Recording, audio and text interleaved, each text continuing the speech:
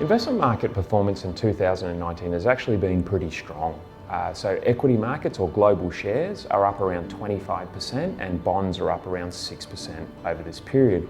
However, it doesn't really tell the full picture. If we rewound back only another 3 months into the back half of 2018, we saw a very sharp sell-off in risk assets and in equity markets, almost a 20% fall.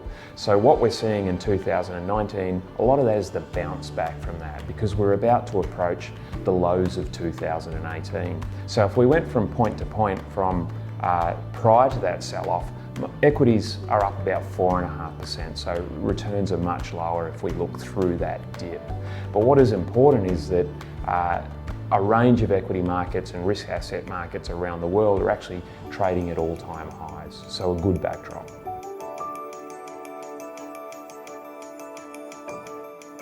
Market performance in 2019 will be one characterised as being primarily driven by the actions of central banks.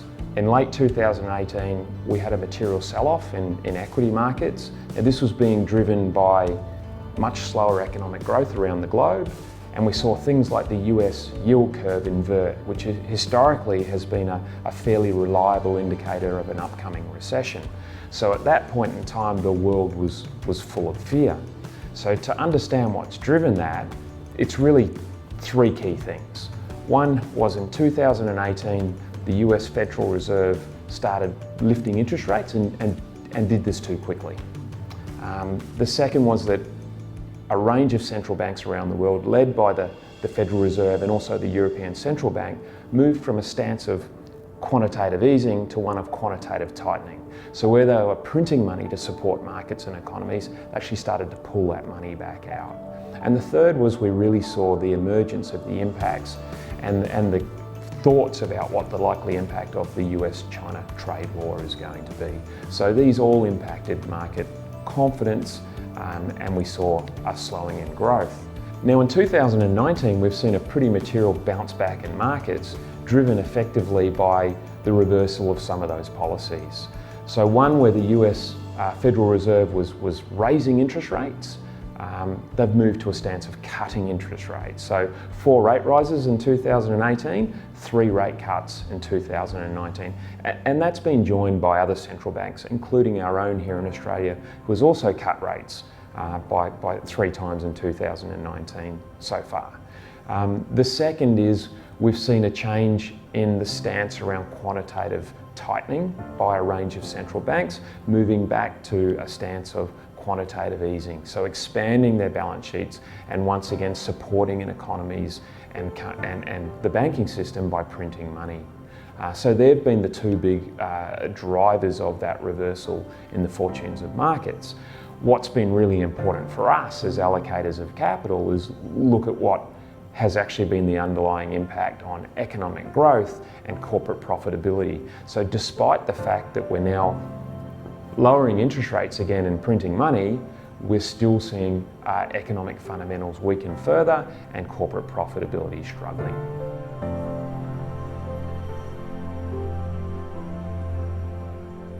We're in the latter stages of this economic and market cycle, and we could be in this type of environment for some time. In fact, we could see a situation persist where we have elevated levels of geopolitical risk around the world, we have very low levels of economic growth.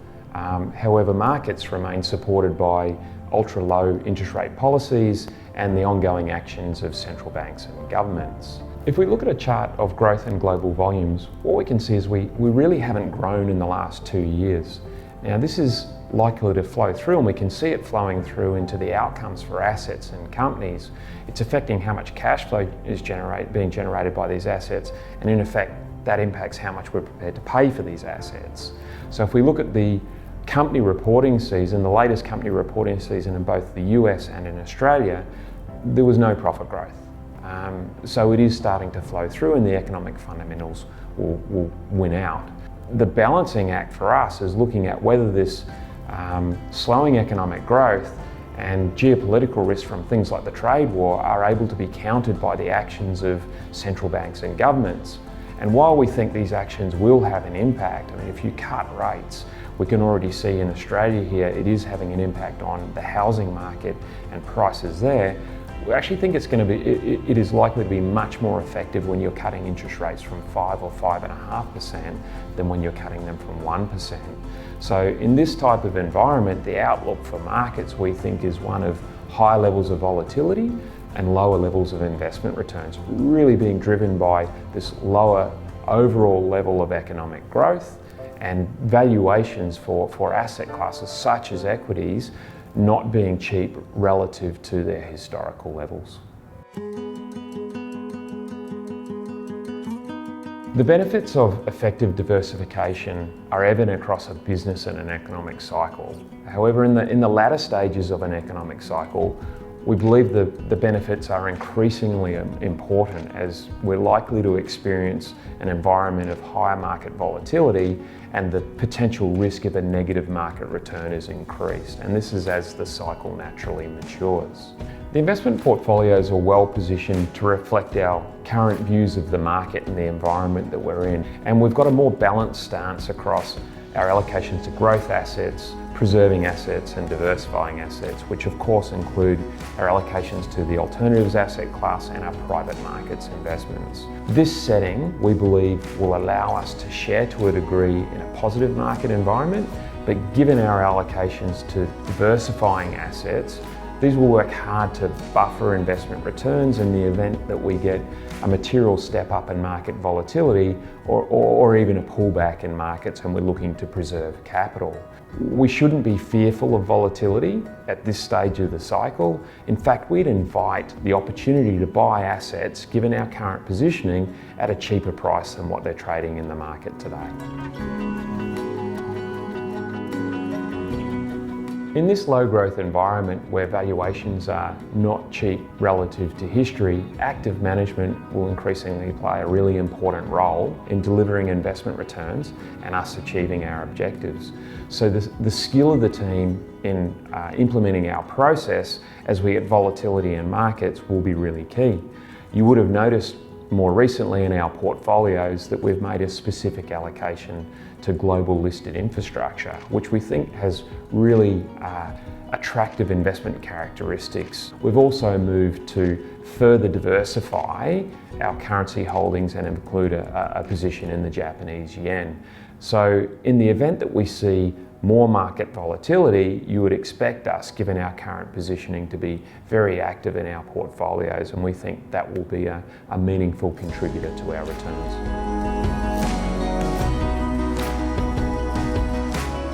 Investment markets will be inherently unpredictable in the near term. We remain keenly focused on implementing our process and delivering our investment objectives. You might recall our investment philosophy is underpinned by three tenets. The first is to focus first on the risk of the asset.